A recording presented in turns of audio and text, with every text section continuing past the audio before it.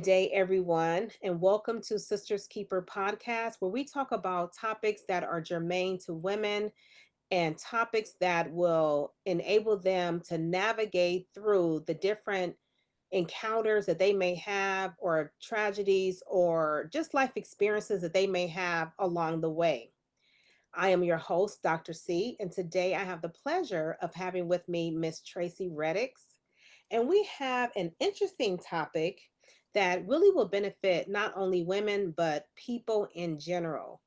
So today I want to talk about saving and investing tidbits. And Miss Tracy is going to give us some key pointers on how we can have a more fruitful life with what God has blessed us with. So we want to talk and hear from her about saving and investing. Welcome, Miss Tracy. How are you? I'm fine, thank you. Thank you. How are you?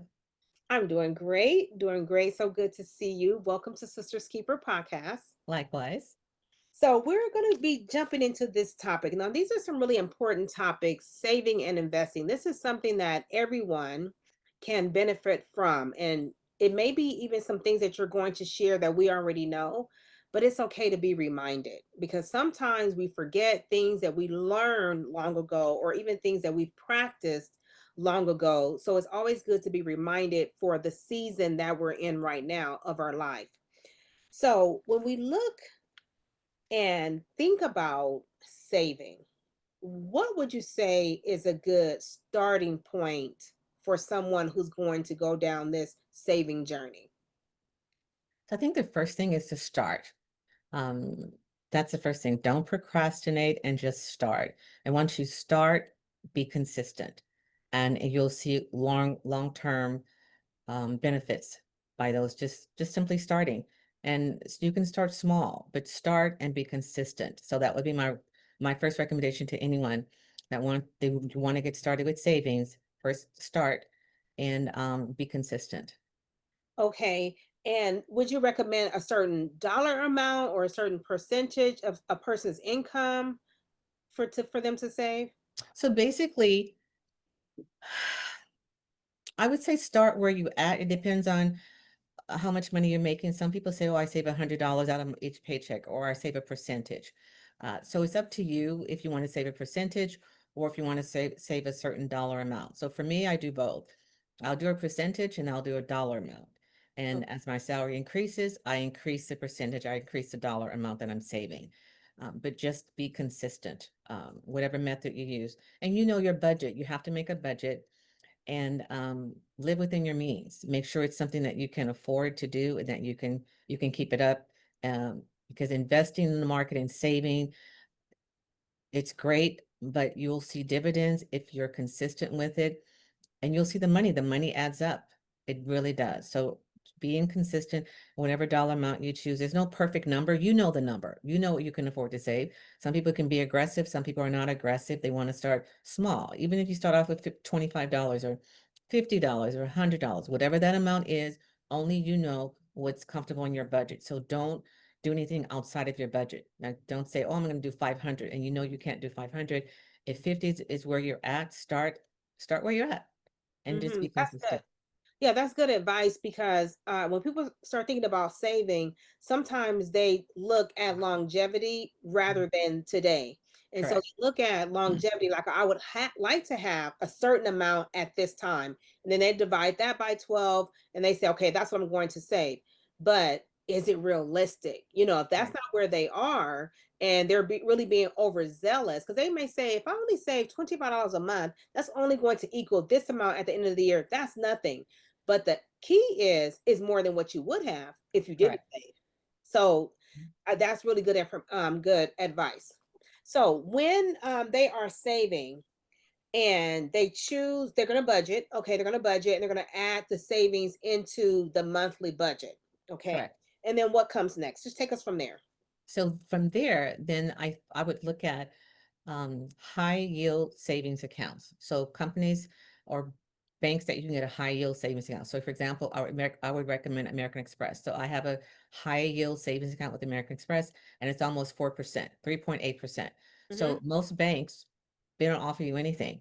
So I had money in Bank of America, and I said, why should I save in my checking account in Bank of America? You guys are not offering me any type of interest. So my first recommendation is to look for a company or entity that offers uh, a percentage, and whoever offers the highest percentage. So there's a lot of companies online, and I'm not familiar. I only do establishments.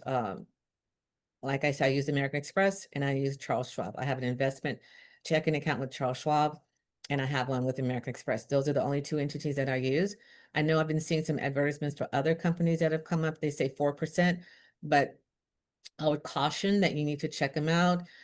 Do your due diligence to make sure that those are reliable companies. They're not just out to take your money and then they're going to fold. So that would be my recommendation. American Express and Charles Schwab. I've had very good experience with them, and American Express offers almost 4% on a high yield savings account. Okay, and for those high yield savings account at the institutions that offer those, do you know if typically they have a minimum deposit amount into those accounts? Some do. American Express was $100 and Charles Schwab is $100. Okay, that's not bad at all. No, So let's say someone who is going to begin their savings at $25 a month. So they would just use their traditional bank savings account for 4 months, get that minimum accumulated, and then they can move it over to another institution correct. that has a high yield savings account. That's what I would recommend. Yeah. Okay. Just as a start, just as a start. Okay. And is that interest compounded monthly? The dividends are paid out, or is it annually? It is monthly. Okay. And then with the high yielding, my high yielding checking account with Charles Schwab, you can reinvest it. So they give you the option that you can take it out or you can reinvest it. So my recommendation would be to reinvest it. Mm-hmm. Mm-hmm. Yeah, let your money work for you. Correct. Okay, very good. So after they do that, so they make the budget, they set a dollar amount aside or a percentage aside every month, and then when they're able to move the money over to a high yield saving account, and Right. then what else would you recommend? So then I would recommend that they start investing, looking at the market, what they can invest in. So again, I recommend reliable companies, Charles Schwab, American Express. So I have a lot of my investment with Charles Schwab. And so what I like about them, they have 24/7 licensed um, brokers that you can talk to, and you can ask them a myriad of questions. What are the risk factors? Well, they're going to ask you, what are your risk factors? Are you going to be aggressive? For me, I'm a moderate investor. And so I want to know what the risk factors are. And then I make sure that my money is liquid. I want something that if I need to get my money within the next 4 or 5 days or within 30 days, I can. So those are important questions that you need to answer. You can answer is I'm ready to start investing in the market, and I want to use a company that's safe. I want to be well advised. And so you want to talk to someone and then ask them what the options are. What products do you have? Are you going to do stocks? Are you going to do bonds? Are you going to invest in the market? Are you going to be an aggressive investor? Are you going to be a moderate investor? How much can you afford to lose? And so they always want to know, how much can you afford to lose? So you're expecting some money, say $10,000, and you say you want to invest it. You call and you talk to a broker, and they're going to tell you what your options are. So my first question is always, for this amount of money, what product do you have that I can get the highest yield from, and and that it's liquid? Because for me, it's important for me for my funds to be liquid. Now later, I mean, if I had an extra $100,000, that would be different, but I don't at this point. But if you have dollars that you've marked for investing, then that's different. You say I have $100,000 and I can lose 100,000 if it doesn't if the market fails. But those are Mhm. questions you want to ask yourself: is that what's the highest yielding accounts that they have, and then what's liquid? Those are my two questions that I ask. Okay, very good. Now tell me why liquidity is important. So liquidity is important because if you want your funds available, you want it to be liquid. If it's something that you're looking at investment dollars for long term. So like for me, I look at CDs that are 30 days. Then they have the ones that are 3 months, they have 6 months, they have 9 months, then they have 12 months, they have 18 months, and it goes on to years. Hmm. So depending on what the interest rate is, so sometimes the longer you leave your money in, the more interest that you will gain. And so that's fine if that's your end goal, if that's what you want to do. And if you can afford to do that, by all means, do that. But for me, I just always like to know my money is liquid. I can get a hold of it quickly if I need it. Um, 30, 60, I think the longest investment I've done, I've done a CD for a year, and that was fine, and I could afford to lose the money at that time, but at this time I can't. So for me, I put a time frame on it. I want to make sure what the interest rate is, and if I needed to get the money immediately within the next 30 days, I always say, how soon can my money become liquid? And they'll say, oh, get it in 5 days or 24 hours. That's attractive to me. So know where Hmm. you are at uh, with your investing at when you start investing. What's going to work for you? Right. Okay. Anything else on investments that you want to share with the audience? So another thing I want to say that if you're working for a company and they offer a 403B or a 401k plan and they do any type of matching, please take advantage of that because those are funds that you're getting extra. And you want to find out if the funds are yours. How soon will the funds become yours? So are you vested? Some companies average is 3 years. The company I work for, it's immediate. So you don't have to wait. As soon as you put your money in the account, you're vested. So that's a great advantage as well. It's a tax advantage that you don't pay taxes on those funds. When you become 59 and a half, you can withdraw those funds without any penalties. But I recommend if you work for a company and they offer a 403k, please take advantage of it.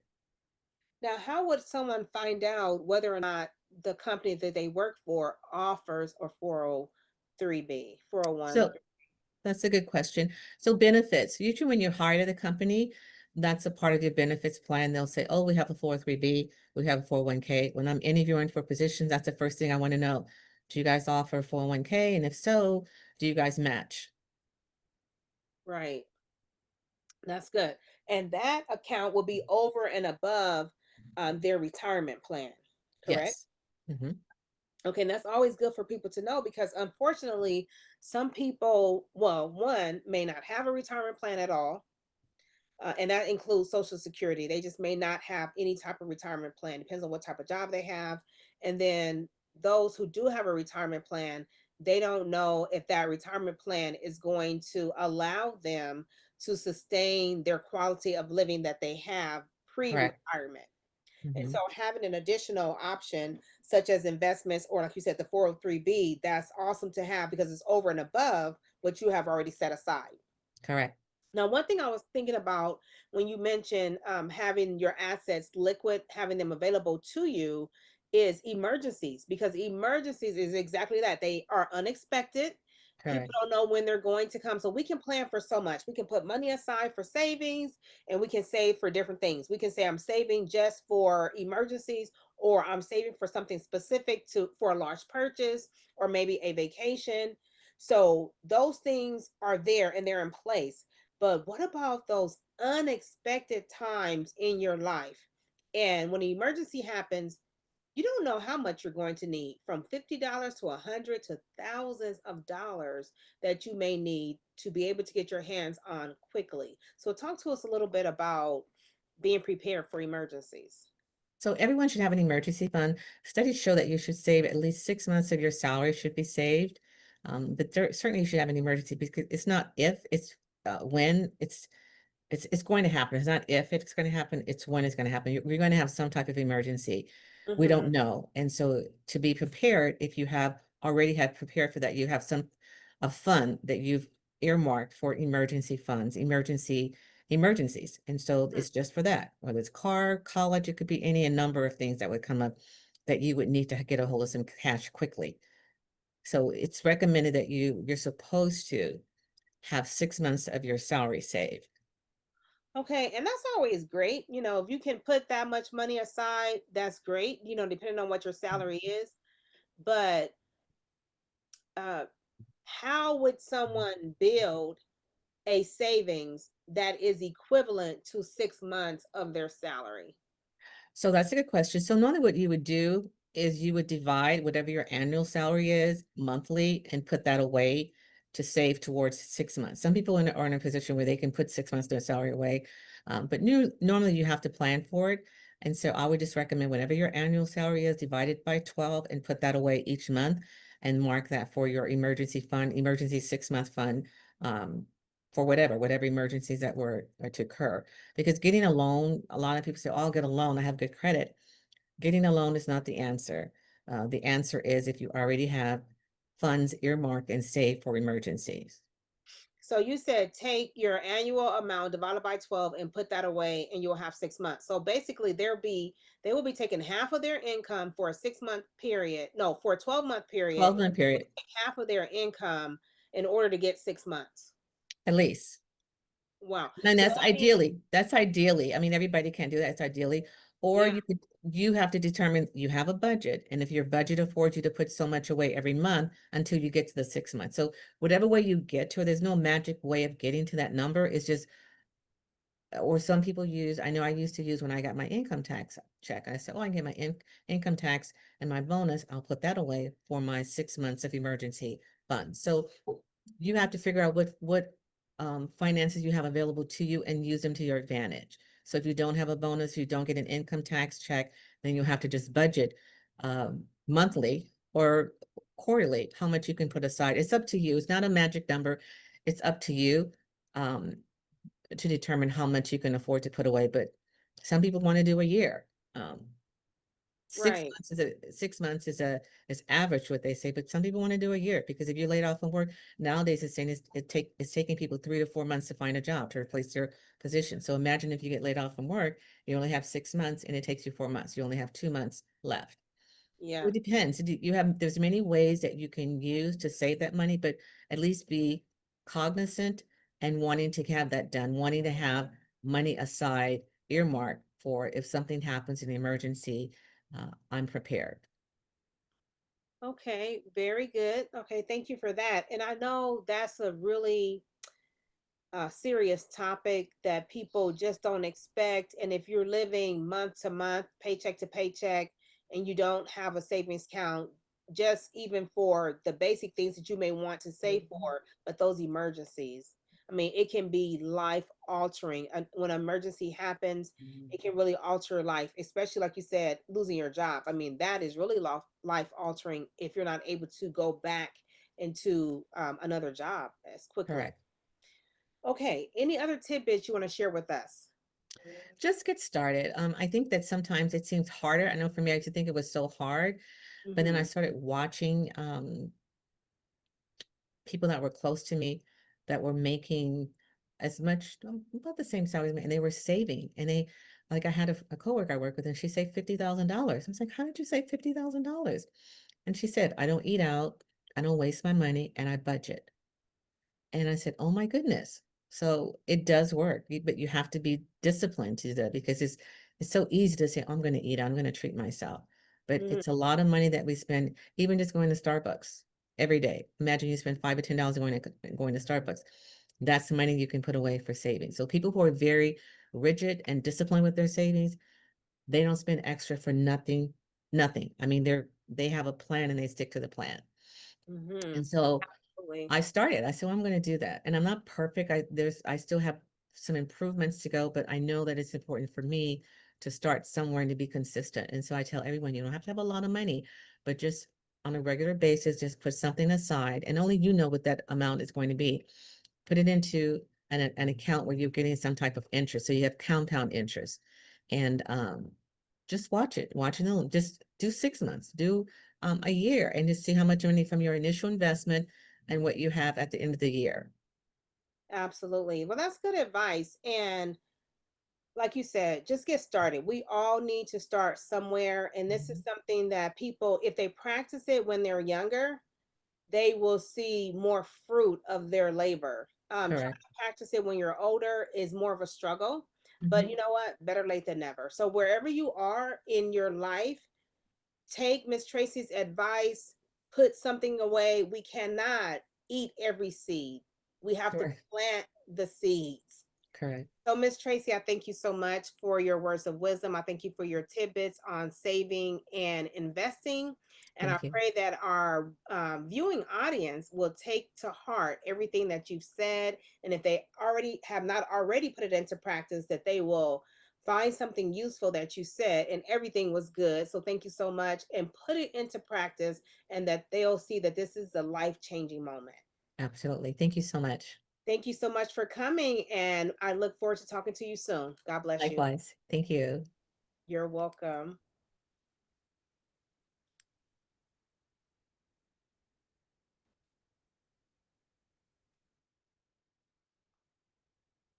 All right, we have completed another successful episode of Sisters Keeper podcast. I thank all of you for joining me and Miss Tracy, and I pray that something she said about saving and investing made sense to you. Is some tidbits that you can take away and put them into practice. And when you have an emergency or you have a special purchase that you really want to make, you will be able to do so. Because if you work hard for your money, why not let your money work hard for you?